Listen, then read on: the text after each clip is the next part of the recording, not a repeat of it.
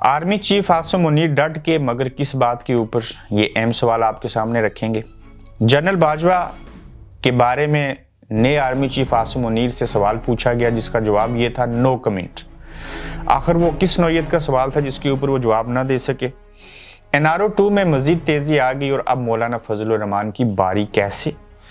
खासकर इमरान खान को 20 दिसंबर का इंतजार है, मगर अब होगा क्या और इंतजार क्यों। इसके अलावा सदर पाकिस्तान आरिफ अलवी साहब के जरिए पाकिस्तान तहरीक इंसाफ जो है वो इस्टेब्लिशमेंट का मूड क्यों मालूम करना चाहती है। आज हम इन नुकात के ऊपर आपसे बात करेंगे।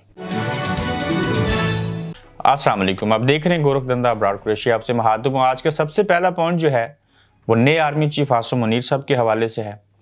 आसिम मुनीर साहब मैंने कहा कि डट के, मगर किन बातों के ऊपर डटे, ये अहम सवाल है। इसमें बेशुमार नुक्ते हैं जो एक एक करके आपके सामने रखता हूं और इसका रेफरेंस बता देता हूं। उन्होंने एक यूनिवर्सिटी के अंदर तकरीब से खिताब के दौरान ये बात कही।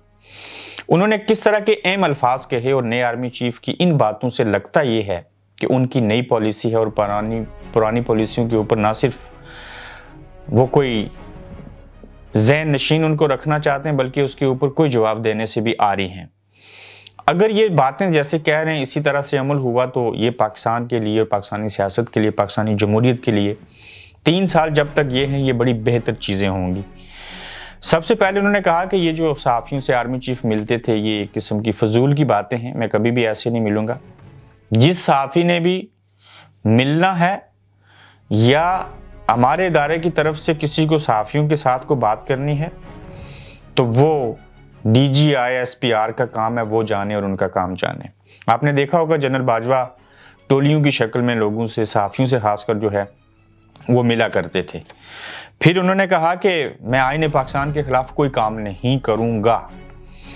प्लस उन्होंने कहा कि मैं अपनी फौज का जो वकार है उसको बुलंद करूंगा, उसको बेहतर करूंगा। फिर ये भी कहा कि सियासत हमारा काम नहीं है, हमारा काम कुछ और है।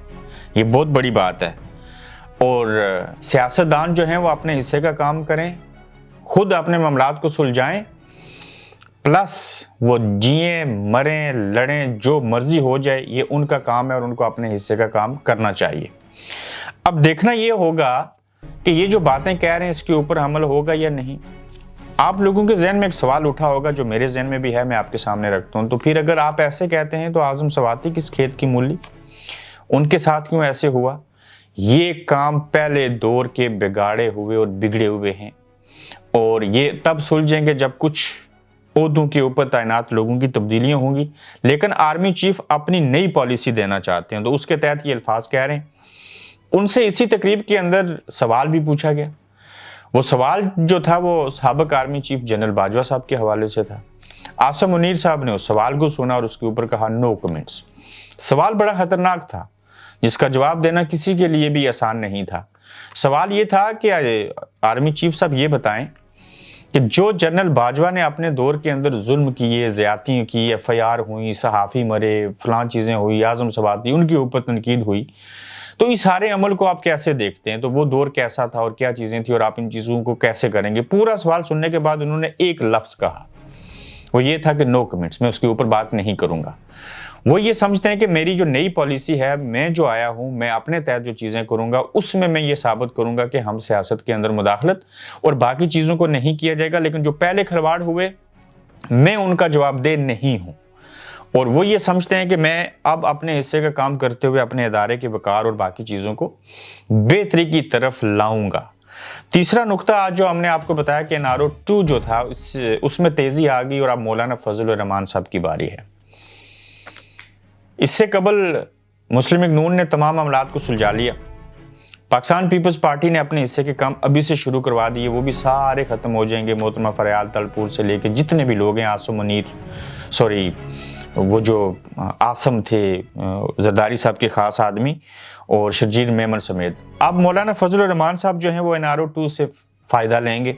वो कहते हैं बाकियों को मिला तो मुझे क्यों नहीं। सवाल तो बड़ा जेन्युइन है, उनका हक है, इंसाफ होना चाहिए। बाकियों के केस खत्म हुए तो इनको क्यों नहीं। केसेस क्या हैं जी, इनके खानदान के लोगों के ऊपर केसेस हैं, इनके भाई के ऊपर भी केसेस हैं। KPK के अंदर एक केस है आमदन से जायद असासे कैसे बने, ये बड़ा ही कॉमन है पाकिस्तान के अंदर। ऐसे ही सियासतदानों की आमदन का जरिया ही कोई नहीं है, बता ही नहीं सकते, चूंकि सियासत ही उनकी आमदन का जरिया है और जायद असासे आमदन से हो गए। फिर नैब के अंदर भी इनके केस हैं, नैब के अंदर इनके भाई का केस है और अब ये चाहते हैं कि भाई लोग, ये जो पीडीएम वाले हो, हमें भी इससे फैज़याब होने दिया जाए और NRO 2 जो है वो तेज़ी से पाए तकमील की तरफ गमजन है।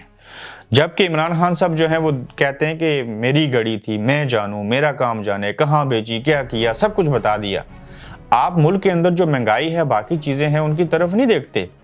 जो बाकी खिलवाड़ हो रहे हैं, आपको मेरी घड़ी की पड़ी है और इसी के ऊपर शोर मचाया जा रहा है, तो क्या मुल्क के अंदर और इशू खत्म हो गए हैं? तो आज की तकरीर में ये इमरान खान साहब ने सवालात उठाए और दूसरी जानिब NRO 2 लिया जा रहा है और इमरान खान साहब जख्मी हो गए घर में बैठे हैं, कोई कुछ नहीं कर सकता। वो न्यूट्रल हो गए, ये अपने केसेस खत्म करवा रहे हैं। नैब का इदारा बकौल इमरान के पहले जो था वो एक तरह से आर्मी इस्टेब्लिशमेंट का इदारा था, और ये मैं भी मानता हूँ 100% नहीं 1000% बेशुमार ऐसे काम हैं जो हुए और वज़ीर आज़म में वक्त के खाते में पड़ते रहे, चाहे वो नवाज शरीफ थे, चाहे इमरान खान थे, लेकिन ये काम करता कोई और था। मीडिया को पकड़ना भी कई बार इसलिए होता था कि इसको बदनाम किया जाए। ये लंबी कहानी है, इसके ऊपर क्या बात करें। आप एक तरह से माजी हो गया। इमरान खान साहब कहते हैं मैं 20 दिसंबर का जो है इंतज़ार कर रहा हूँ, बड़ा सर्दी का महीना है लेकिन उसमें गर्मी होती हुई दिखाई देती है सियासी तौर के ऊपर। होगा क्या, वो 20 दिसंबर तक का इंतज़ार करेंगे और जो असेंबलियाँ हैं वो तोड़ देंगे।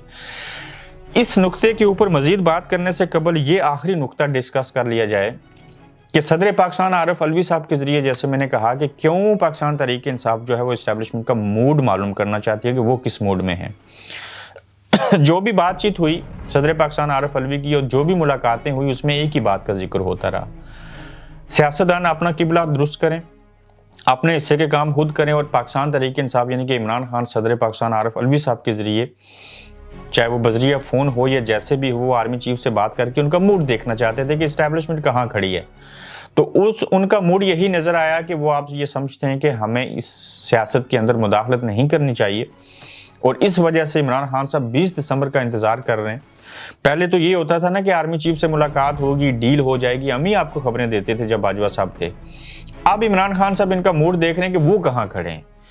तो अगर वो सियासत के अंदर मुदाखलत नहीं कर रहे, किसी को फ़ोन करके बाजवा साहब की तरह ये नहीं कहेंगे आप PTI की तरफ चले जाएं, आप नून लीग की तरफ चले जाएं, आप ये कर लें, आप फलां चीज़ कर लें, तो ऐसे हालात के अंदर इमरान खान साहब खुद से फैसला करेंगे 20 दिसंबर को कि हमने असेंबलियाँ तोड़नी हैं या नहीं।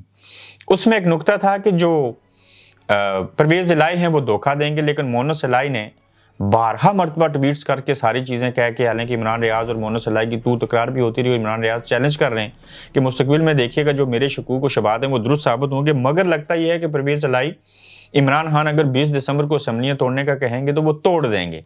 अब तक के हालात ऐसे हैं। और दूसरी जानिब यह भी हमने सुना कि नवाज शरीफ साहब के साथ परवेज़ इलाही साहब जो चाहते थे कि मैं उनका नामज़द वज़ीर आला बन जाऊँ, मैं ही वज़ीर आला रहूँ और मामलात जो हैं आगे बढ़ें और असेंबलियाँ टूटने से बच जाएं। लेकिन ये खबरें हैं, इनमें सदाकत क्यों नहीं है, ये तो हम तक चीज़ें पहुँचती हैं, लेकिन इनको डिस्कस करना ज़रूरी नहीं है। मगर 20 दिसंबर को सबसे बड़ी आजमाइश ये नहीं है PDM हुकूमत के लिए कि पाकिस्तान तहरीक इंसाफ जो है वो असेंबलियाँ तोड़ देगी KPK की और पंजाब की। बड़ी आजमाइश परवेज़ इलाही साहब के ऊपर है कि क्या जब इमरान खान साहब कहेंगे जो उन्होंने लिख के दिया है तो ये असेंबली तोड़ेंगे या नहीं तोड़ेंगे। तो इमरान खान साहब अगर असेंबली तोड़ते हैं तो मुझे आज से 2 दिन पहले ये लग रहा था कि जो इसहाक डार साहब मिले और सारी चीज़ें हुई, इन सारे मामलात के अंदर इमरान खान साहब शायद मान जाएंगे, आपके ऊपर केसेस नहीं बनेंगे, आपको ब्लैकमेल नहीं किया जाएगा, आपको नाहल नहीं करेंगे। नाहल इसलिए कि असेंबलियाँ बेशक तोड़ें, आप खुद नाहल होगी तो फिर तो इलेक्शन का कोई फ़ायदा नहीं होगा। तो मेरी वो सोच गलत इसलिए हुई कि 20 दिसंबर तक मुझे ये लगता है कि जैसे इमरान खान साहब कह रहे हैं, अगर कहीं और से मुदाखलत ना हुई और परवेज़ इलाही भी इनके साथ रहे तो KPK और पंजाब असेंबली तोड़ दी गई तो ऐसे हालात में इलेक्शन होंगे। और ये सबसे बड़ा नुकसान जो है अब तक जो लग रहा है कि इमरान खान को नहीं होगा, PDM की हुकूमत को होगा। और जब इलेक्शन हुए तो जिस तरह से के हालात हैं मुल्क के माशी और जिस तरह से इमरान खान साहब ने एक मोमेंटम बना रखा है, वो अपने इस मिशन में कामयाब हो जाएंगे। और असेंबलियाँ तोड़ने के बाद उनको 90 डेज़ के अंदर अंदर इलेक्शंस करवाने होंगे। इलेक्शन हुए, अगर ये दोनों सूबों में जीत गए तो फिर समझ लें कि नेशनल इंतखाबात के अंदर भी इमरान खान बाजी ले जाएंगे और इस तरह से बेशुमार चीज़ें जो हैं वो सियासी अदम इस्तेकाम पैदा करेंगी। और नवाज शरीफ साहब की जो वतन वापसी है उसके हवाले से भी देखना होगा कि वो कब आएंगे, और जो जलसे जुलूस मुस्लिम लीग नून ने भी शुरू करने उसके लिए भी तैयारियां जोरों शोर से जारी हैं। बकौल राना सनाउल्लाह की और शहबाज शरीफ साहब के जनवरी में नवाज शरीफ साहब लंदन से पाकिस्तान के लिए रात सफ़र बांधेंगे। देखते हैं कि वो कब आते हैं और क्या होता है। और अगर उनके आने से पहले 20 दिसंबर या 25 दिसंबर तक असम्बलियाँ टूट जाती हैं तो फिर वो यकदम पाकिस्तानी सियासत के अंदर आके उस वक्त जलसे जुलूस कर पाएंगे, उस वक्त पार्टी के दोबारा सदर बनेंगे, तब इलेक्शन लड़ सकेंगे जब उनके ऊपर से केसेस खत्म हो जाएंगे। तो अब देखना ये है कि क्या उनके आने से पहले जनवरी से कबल और इस महीने के आखिर तक उनके ऊपर से केसेस खत्म हो सकते हैं या नहीं, क्योंकि मियाँ साहब को भी प्लेइंग फील्ड चाहिए, ओपन एरिया चाहिए, और फिर वो अपने अपने हिस्से का काम करेंगे। तो ये आज की अहम खबरें थी, ये सारे नुकात थे जो आपके सामने रखी, और अगले एपिसोड में दोबारा से इन खबरों के साथ आपकी खिदमत में फिर हाजिर होंगे। अपना फीडबैक दीजिएगा, अपना ख्याल रखिएगा और अल्लाह हाफिज। आप देख रहे हैं गोरखधंधा अब्रार कुरैशी के साथ।